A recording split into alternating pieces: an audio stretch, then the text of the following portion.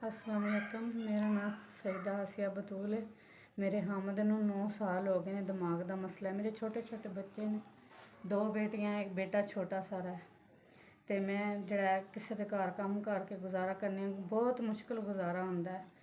मेरे घर राशन नहीं है, इन्हां दी दवाई लियाने जो मेरे को नहीं पैसे, मैं बहुत मजबूर हाँ। असी सैयद हाँ, इन्ने क मजबूर हाँ कि साढ़े घर ना चीनी, ना पत्ती, ना आटा, कोई चीज़ नहीं साढ़े घर। असी इन्ने क मजबूर हाँ। मैं हुम्मस की हकदार हाँ।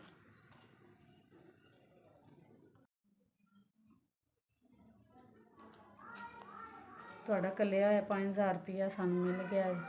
साडा जड़ा कोई आसरा नहीं, भला होवे तुहाडा।